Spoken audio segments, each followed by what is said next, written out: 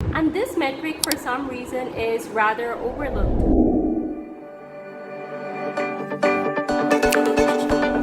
Here's a very commonly asked question. How do I measure the success of my blog pages? Stay tuned to find out.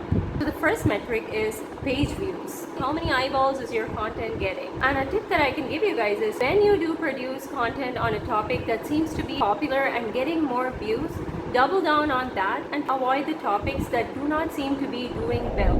So now let's have a look at metric number 2, bounce rates. I'm going to start off by saying blog pages generally have a higher bounce rate. Blog pages can have bounce rates from 60 to 70%. That's fairly average. Anything about 70% is a red flag. So if you do have pages that have a very high bounce rate, you need to revisit and have a look at how to optimize the content on those pages. And generally, when your pages have a higher bounce rate, it's signaling to Google that your site content is not in line with the searcher intent, or in other words, the person who came to your site looking for a solution did not find what they came looking for. Metric number 3 that you need to be looking out for is average time on page. So average time on page is exactly as it sounds. So generally anywhere from 1 to 2 minutes is a good average time on page, and a poor average time on page could signify that maybe your introduction falls flat,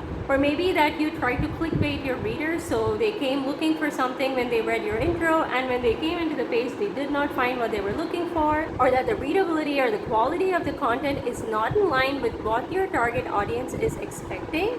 Sometimes even factors such as your page loading slowly could lead to a poor average time on page, which generally means that your reader has to have a pleasant experience on your site in order to be able to spend more time on your pages. Metric number 4 that you should be tracking is pages per session.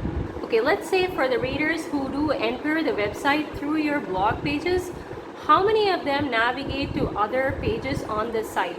So on average, a good number for you should be 2. Some of the things that you can do to help with this number are you can add internal links.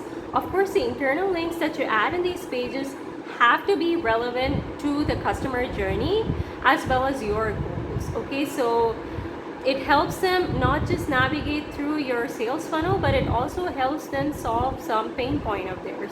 And also another thing you can do is throw in compelling CTAs. And this metric for some reason is rather overlooked quite a lot, but it's a crucial metric to measuring the success of your blog content. It is returning visitors. When the solutions you're offering in your content are creative and innovative, your target audience is going to read your content and fall in love with your brand and be back to your website for more similar content, because now they have developed that trust with your brand. They believe that they can come to you for solutions. When these visitors return to your website, you have a much higher chance of converting them and also in producing loyal customers in the long run. The percentage of people who return to your website should be at least around 30%. And the last metric that you want to look out for is the conversion rate. Are your readers clicking through your CTA? Maybe it's a demo sign up or an email sign up. Make sure the call to action is always relevant to where the customer is in the customer journey.